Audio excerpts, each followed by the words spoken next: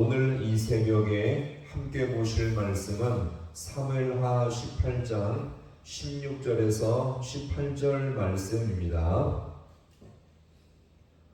사무엘하 18장 16절에서 18절 말씀을 한 절씩 교도하겠습니다. 요압이 나팔을 불어 백성들에게 그치게 하니 그들이 이스라엘을 추격하지 아니하고 돌아오니라.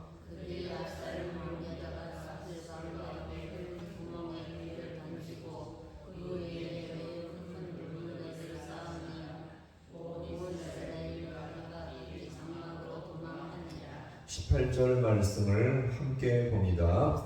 압살롬이 살았을 때에 자기를 위하여 한 비석을 마련하여 세웠으니 이는 그가 자기 이름을 전할 내게 없다고 말하였음이더라. 그러므로 자기 이름을 기념하여 그 비석의 이름을 붙였으며 그 비석이 왕의 골짜기에 있고 이제까지 그것을 압살롬의 기념비라 일컫더라. 아멘.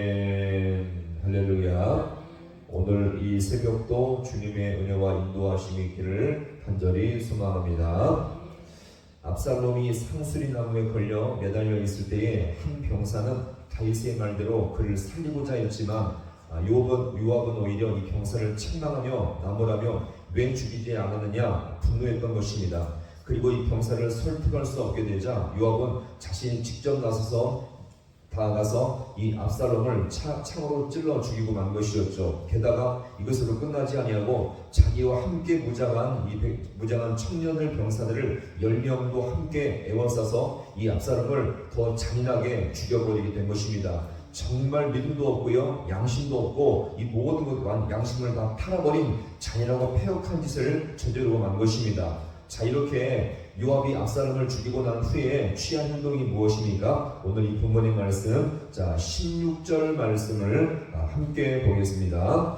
요압이 나팔을 불어 백성들에게 그치게 하니 그들이 이스라엘을 추격하지 아니하고 돌아오니라. 아멘. 자, 여기서 보시면 무엇을 불었다고요? 나팔을 불었습니다. 여기서 요압이 나팔을 불었다는 것은 전쟁이 끝났다는 것이었죠. 싸움을 멈추고 더 이상 추격하지 말자는 신호였습니다. 왜 그렇습니까? 누가 죽었기 때문에요? 압살롬이 죽었기 때문에. 다윗을 반역했던 이 압살롬이 죽었기 때문에 이제 평화가 찾아왔다는 신호였습니다. 이제는 이스라엘 한 민족끼리 싸우고 죽이는 일을 하지 않아도 된다는 것이었죠. 당시의 전쟁은요, 적군의 병사들을 다 죽여야 끝나는 것이 아니라 누가 죽으면요, 왕이 죽으면, 대장이 죽으면 모든 전쟁의 승패는 끝나는 것이었습니다. 실제로 압살롬이 죽음으로 이스라엘 이 나라 가운데 드디어 평화가 찾아오게 되었음을 여기서 우리가 볼 수가 있겠죠. 자, 그리고 이제 죽은 압살롬을 위해서 장례식을 치르는데 어떤 방식으로 치러지는지 우리 17절 말씀을 함께 봅니다.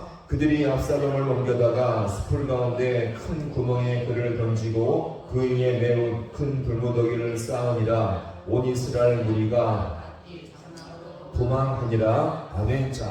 이 모세 율법에 의하면요, 이 반역한 아들의 시체는 당일 해가 지기 전까지 처리한 것이 마땅했죠. 따라서 이 압살롬의 장례 절차도 신속하게 처리하는데, 이 압살롬을 안치한 곳이 어디입니까? 숲풀 가운데 큰 구멍이었죠. 이것을 다른 번역에 의하면 숲속의 큰 구덩이라고 보시면 되겠습니다. 그러면 이 구멍은요, 압살롬의 장례를 정식으로 치르기 위해서 탄 것이 아니라 자연적으로 형성된 큰 구덩이를 여기서 말하고 있고, 이 큰 구덩이에 압살롬을 그냥 묻어버리고자 한 것입니다. 다시 말해서 숲속의 큰 구덩이에 버려두듯이 이 압살롬을 장례를 치른 것입니다. 덮는 것도 보시면 무엇으로 쌓았습니까? 큰 돌무더기로 쌓는 방식이었죠. 여기서 이 거대한 돌무더기로 쌓았다는 것은 무엇을 말합니까? 죄를 심판할 때 당시의 사람들을 돌을 던져 죽였죠. 이 압살롬을 죽였는데 이 장례식 절차도 마치 돌로 맞아 죽는 방식을 연속케 하는 방식으로 돌무더기를 쌓아 묻어버리게 된 것입니다.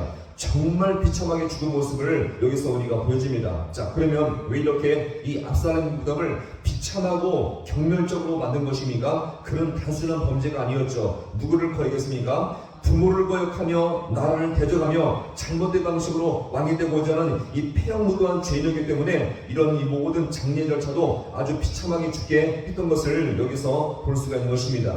자, 그러면서 마지막으로 이제 이 압살롬의 기념비를 세우는데, 자, 이것도 정상적인 방식이 아니었죠. 자, 우리 이어지는 마지막 18절 말씀을 함께 봅니다. 압살롬이 살았을 때에 자기를 위하여 한 비석을 마련하여 세웠으니 이는 그가 자기 이름을 전할 아들이 내게 없다고 말하였음이더라. 그러므로 자기 기념하여 그 비석에 이름을 붙였으며 그 비석이 왕의 골짜기에 있고 이제까지 그것을 압살롬의 기념이라 일컫더라. 아멘. 자, 원래 압살롬에게는요 3명의 아들이 있었는데 안타깝게 모두가 일찍 죽고 말았습니다. 그러자 압살롬은요 자기 대를 이어갈 소망이 없어지자 그나마 자기가 세운 비석에 후대 이름을 전하기 위해서 비석을 세우는데, 이 압살롬은요 자기 명예와 이름을 전하기 위해서 비석을 세우는데 오히려 이 비석은요 정반대 역할을 했습니다. 어떻게요? 압살롬의 수치와 부끄러움을 전하는 비석이 되고 만 것이었죠. 개혁자, 나라를 세운 압살롬이 아니라 나라를 흔들고 반역한 최고의 파렴치한 압살롬이 그 이름이 비석에 새겨지게 된 것입니다. 그야말로 이 압살롬은요 죽는 순간까지 자신의 이름과 명예에 대해서 욕심을 부렸지만 모든 것이 실패하고 만 것입니다.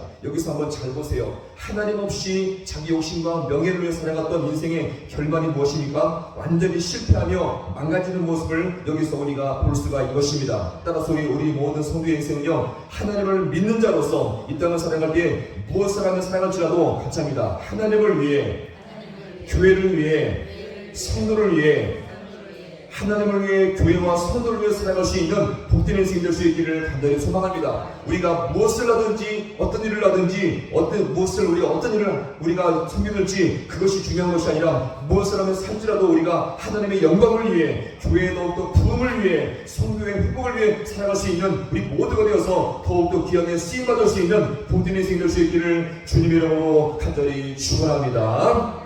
기도하시겠습니다.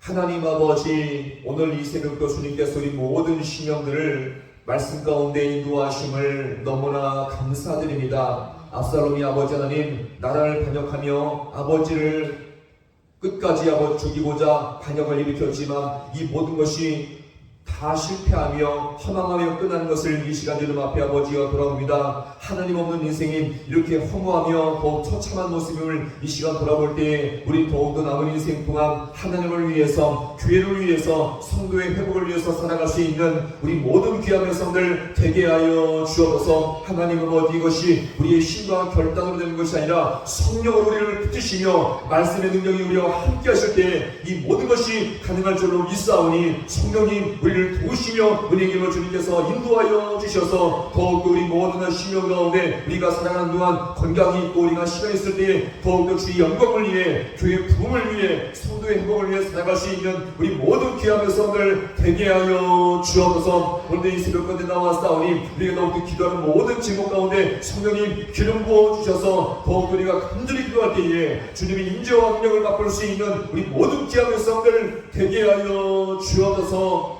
모든 것 주님 앞에 간절히 바라고나오며 예수님의 이름으로 기도하옵나이다. 아멘.